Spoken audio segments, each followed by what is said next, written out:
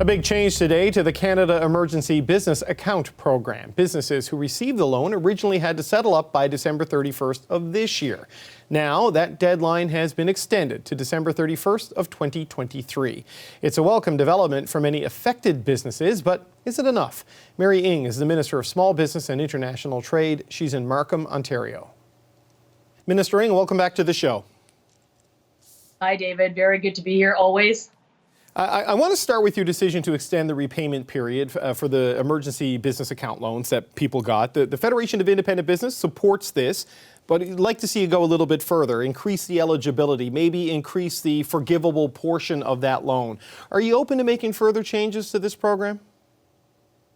Well, I'm really pleased that we were able to announce this today. Of course, not only do I work with the CFIB, but with so many businesses across the country, with Omicron hitting the way it has over this last little while, and businesses facing lockdowns and reduced business levels. Getting this flexibility was really important, and getting this flexibility to repay in 2023 means that they're going to get access to that forgivable portion of the loan, which really is going to help them quite a lot. And I would say that, you've seen our government over the course of this pandemic from day one to be very, very responsive to businesses, and today is no different.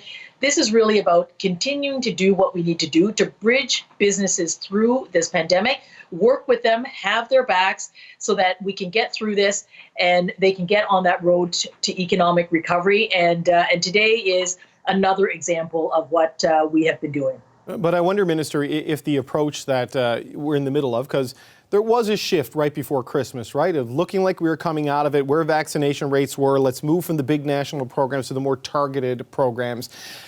But here we are with Omicron, right? I mean, you've reconsidered how CEBA is going to work. Do you need to look at basically the whole aid portfolio that's on the table right now, because this thing keeps changing? Well, David, here I want to just point out that we actually were thoughtful about the fact that we are still in a pandemic and Omicron is here. But even before Omicron, as we were putting forward legislation before the House that actually dealt with lockdown support for workers as well as for businesses, as well as supports for hardest hit businesses. And these are things like helping to pay for wages, even when your business revenue is down, continuing to help you pay for rent. These continue to be really important expenses to keep employees on your payroll, to pay for that very expensive rent. So those programs, for example, we continue to have those supports, and I encourage businesses, to make sure that they know that they are eligible for these, and to make sure that they get access to them. And CEBA, because there was a deadline for this year, we also want to say, look, we hear you businesses, and here we're going to extend the deadline for repayment. But this is very much a part of, a range of emergency supports that we have been doing literally from day one. But on the lockdown benefits that you mentioned, and I know those were in place, but it requires government-imposed restrictions. And we're seeing reports out of places like Saskatchewan where businesses can't operate because of the outbreak in their community and people are sick and have to stay home. But because they haven't imposed the sort of restrictions that would trigger this aid, businesses and workers can't get the help. Do you need to look at the regulations to account for a situation like that where Premier Moe is keeping the restrictions looser than we're seeing in some other areas that qualify? Well, I would also say here that that over the course of this pandemic, the Prime Minister has been meeting with the First Ministers consistently and regularly so that we can manage and support our citizens throughout this pandemic. He's had some 35 meetings. Working together with the provinces and territories is what we need to keep doing. To small businesses out there, I just want to assure them, look, we're going to, we're always going to be looking at what we could be doing to make sure that you are supported, and this is no different. And the issue and the example that you raised is something that we'll just have to make sure we continue to work with our small businesses across the country to make sure that they are getting the support.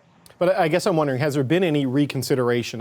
This CEBA change today obviously is one thing of just how the broader aid programs are going forward based on what we've seen with Omicron, just the virulence and the contagion of it and kind of the step backwards we've had to take as a country the past couple of weeks. We're always looking and we always look and we always work with businesses. Like there isn't a day where I or my team are not talking to businesses or the associations that support businesses. I mean, here I just want to take an opportunity to also give a shout out, because I think about the 170 chambers of commerces or the boards of trades all across the country. And you know what? They've been doing this for almost a year now, working with us, the federal government, and putting out like rapid tests. I mean, 2 small businesses from the federal government. So this is very much a team effort. It's a Team Canada effort. I mean, we're working with chambers, we're working with BIAs, we're working with partners who support businesses, who advocate for businesses, in addition to the businesses themselves. So I would say that we are always working. We're always working with businesses.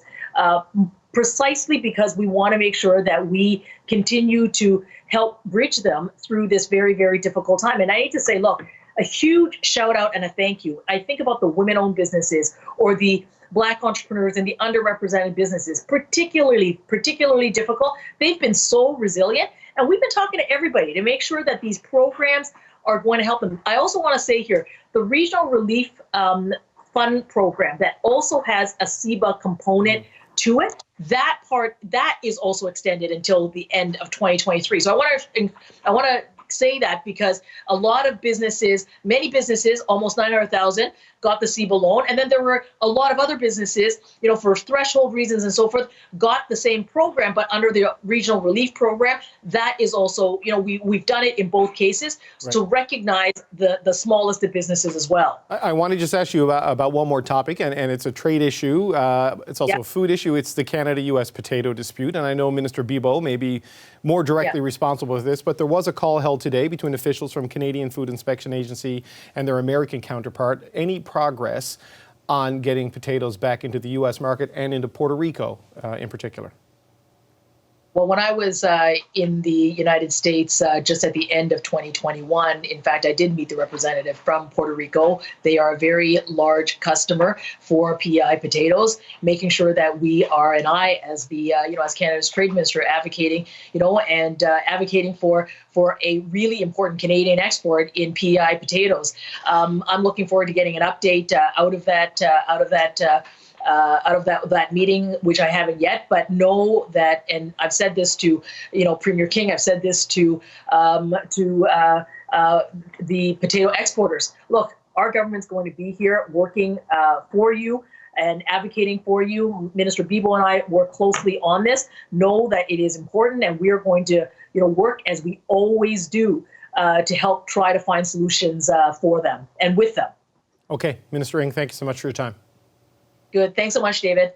Hi, I'm Vashi Capellos, host of Power in Politics. See more of our show by subscribing to the CBC News channel or click the link for another video.